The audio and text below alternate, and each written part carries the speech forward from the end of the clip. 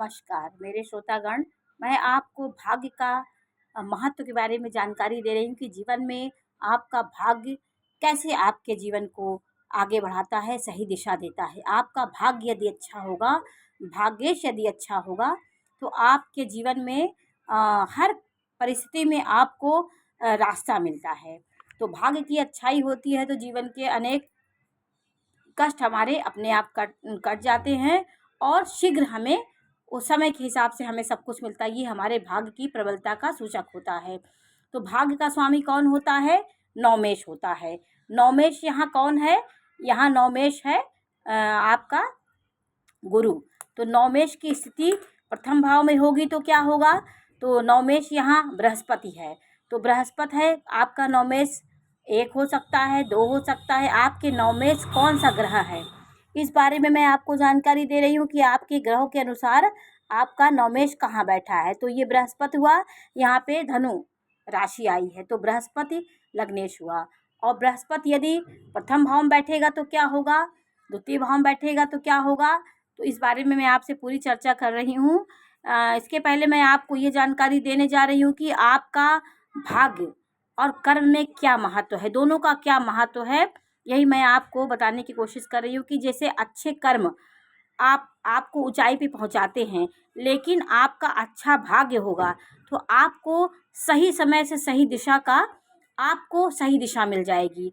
आप कभी भटकेंगे नहीं, आपको समय पे भाग आपका आपके साथ खड़ा होकर आपके सारी कार्य कराएगा।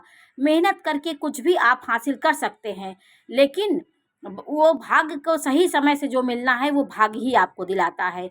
आपका यदि भाग्य अच्छा होगा तो आप मिट्टी को भी हाथ लगाएंगे तो वो सोना बन के आपके सामने प्रकट होगा। थोड़ी सी मेहनत करेंगे तो भी भाग्य आपका पूरा साथ देगा और उसका फल आपको तुरंत मिल जाएगा। आपके संचित कर्म जो होते हैं, जो प्रारब्ध में आपने किसी पूर्व जन्म में संचित किया है, उसके अनुसार आपका भाग्येश का निर्माण होता है कि आपका भाग्य की क्या दशा होगी। आपका भाग्य किस भाव में बैठा है ये आपके पूर्व कर्म निर्धारित करते हैं। आपका भाग्य शुभ ग्रह है, अच्छे भाव में बैठा है, केंद्र त्रिकोण का उसमें योग हो गया। जैसे केंद्र का नवम का स्वामी दशम में बैठ जाए, नवम का स्वामी केंद्र में बैठ जाए, चारों केंद्रों में बैठ जाए तो आप भाग्यशाली होंगे। और शुभ ग्रहों से दृष्ट हो तो आप भाग्यशाली होंगे और जीवन में हर हर कदम पे आपको भाग्य साथ देता है। तो भाग्य और कर्म में यही अंतर होता है कि आप मेहनत 24 घंटे करेंगे, लेकिन आपका भाग्य साथ देगा तो आप सही जगह पे समय पे क्या मेहनत करना है ये आपको जीवन में आपके होगा। भाग्य में जो मिलना है वो तो आपको मिल के रहेगा। आपके भाग्य में जो लिखा है वो आपके मिल के ही रहेगा। और भाग्य के कारण आप जातक को जो भी लिखा है वो जीवन में उसे कभी ना कभी मिलता है, यदि भाग्यशाली है व्यक्ति।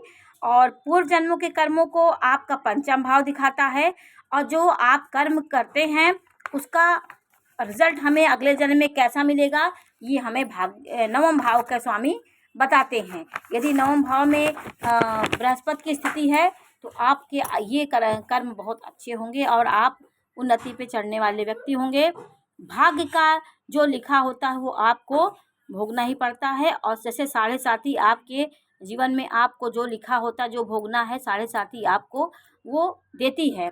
उसी प्रकार भाग्य का भी स्वामी यदि आपका प्रबल होगा तो समय पे वो आपको अच्छा भी फल देगा और बुरा भी फल देगा।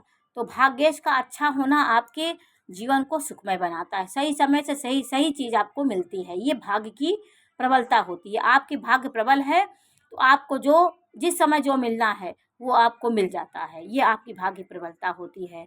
आपका भाग्येश प्रथम भाव में होगा तो प्रथम भाव में भाग्येश होगा तो ये मंगल का घर है। यहाँ पे भाग्येश होगा तो मंगल के साथ मंगल का घर है तो मंगल इसके मित्र ग्रह है। मंगल का घर होने से भाग्येश यहाँ पे यदि मंगल का मित्र है भाग्येश, जैसे यहाँ पे शुक्र होता तो मंगल से उसकी मित्रता नहीं है तो थोड़ा बहुत जीवन में परेशानियों के बाद जीवन की उन्नति होती है। और यहाँ बृहस्पति है तो बृहस्पति और मंगल में मित्रता है तो आप का सेल्फ है, आप रुतबे वाले व्यक्ति होंगे और ऊर्जा साहस पराक्रम के साथ आपका ज्ञान होगा। आपके पास ज्ञान भी होगा और आप पराक्रमी भी होंगे।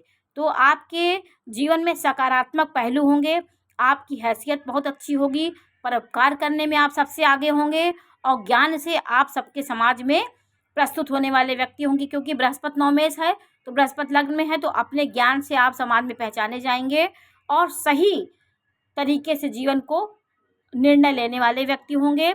आकर्षण व्यक्तित्व आपका होगा। कपड़े आप कपड़े पहनने में सबसे अच्छे होते हैं। भाग्य को बढ़ाने में आपका वस्त्र बहुत विशेष महत्व रखता है, क्योंकि लग्न आपका अच्छे भाव में अच्छी शुभ ग्रहों से है, तो आपका व्यक्तित्व अच्छा होगा। व्यक्तित्व अच्छा होगा तो आप आकर्षित व्यक्ति होंगे और साफ सुथरे कपड़े पहनने वाले, और समाज में स्वच्छ और साफ सुथरा पर्सनालिटी आपकी होगी। चरित्र आपका साफ सुथरा होगा। यदि बृहस्पति लग्न में होगा तो आपके चरित्र में कोई दाग नहीं होगा। आपका व्यक्तित्व हर जगह पूजनीय होगा। दूसरे भाव में यदि आपका नवमेष है तो आपका जितना धन आप संचय करेंगे उतने सुखी रहेंगे। यहाँ पे नवमेष का स्वामी होने, नवमेष और द्वितीय का योग परिवर्तन आपको धनवान बनाता है। आप अपने धन को जितना समय पे सही स्थान पे उसको खर्च करेंगे उतना आपका भाग्य चमकेगा। आप अपने संचित कर्म को संचित जो आपकी संपत्ति होती है उसे आप अपने को बचा के रखिए। और जीवन में कुटुंब के प्रति, परिवार का जो एक वो होता है, खानदान के प्रति आपका एक विशेष लगाव होता है।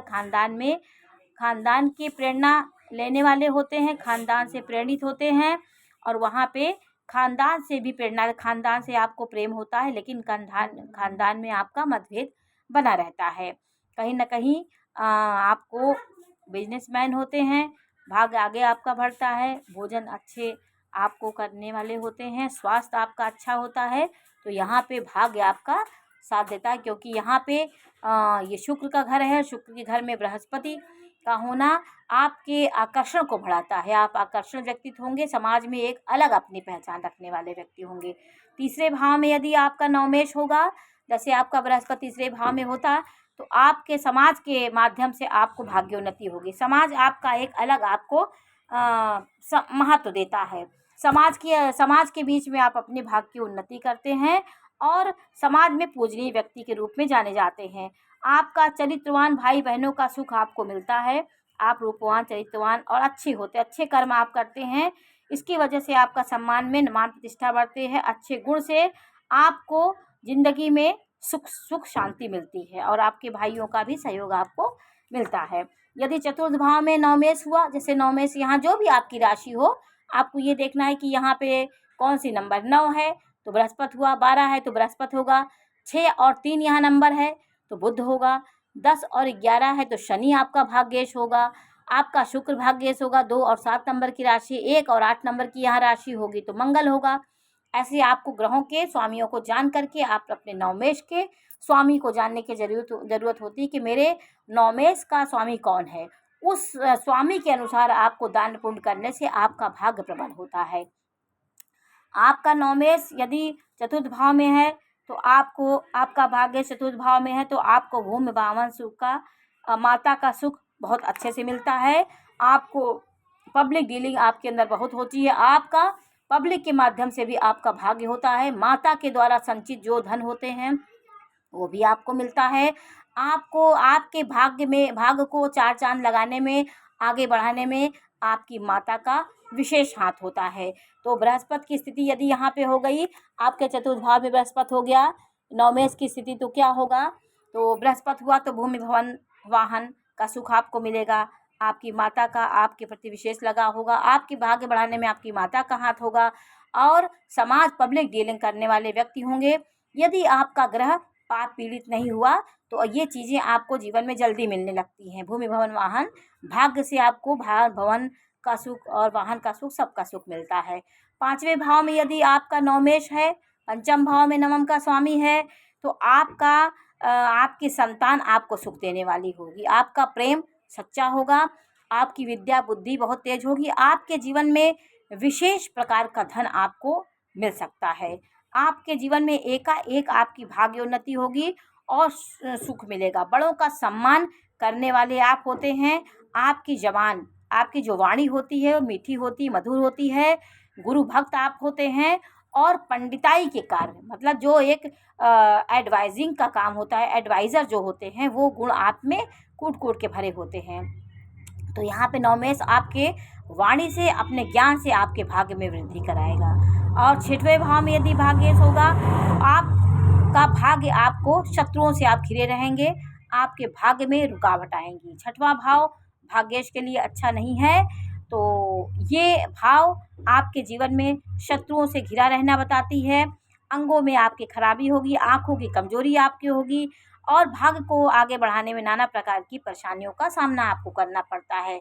लेकिन संघर्ष करेंगे और अपने हतोत्साहित नहीं होंगे, सकारात्मक सोच बनाएंगे तो उन्नति भी आप करेंगे। और 7वें भाव में यदि 7म भाव में यदि आपका नवमेश है तो आपकी पत्नी से आपको प्रेम मिलेगा। आपके भाग्य को बढ़ाने के लिए आपकी पत्नी कहीं ना कहीं आपकी सहयोगी बनेगी और जीवन में आपको ऊंचाई में पहुंचाने का कार्य करेगी। और सम्मानित आप पत्नी की वजह से होंगे, गुणी आपकी पत्नी गुणी होगी, सम्मानित होगी, गुरु ब्राह्मणों का सम्मान करने वाली आप होंगे और भाग्य में आपकी पत्नी का सहयोग आपको मिलता है। शादी के बाद आपकी उन्नति होती है।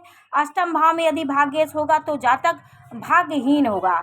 8म भाव भी विरोध दूषित भाव है, 6, 8, 12 दूषित भाव है, तो आपके बड़े भाई बहनों का आपको सुख नहीं मिलता, आपको निष्ठा की ओर अग्रसर होता है।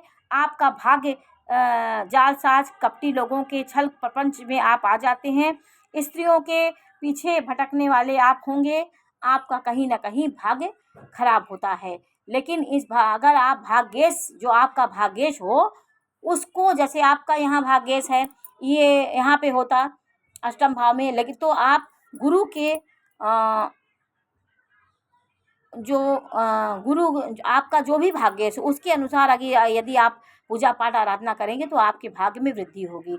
9वें भाव में यदि भाग्य होगा तो आप बहुत भाग्यवान व्यक्ति होंगे। आपका हर पल हर पग पे भाग्य आपका साथ देगा। नसीब के आप बहुत धनी होते हैं। हर कदम में आपको भाग्य का साथ मिलेगा।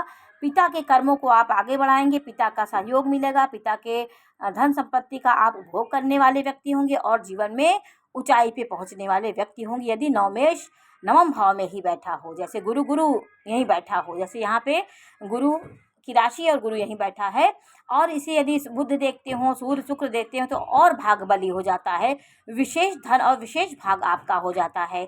10म भाव में यदि भाग्य होगा तो आप राजा के समान ऑफिसर और बड़े पद पे कार्य करने वाले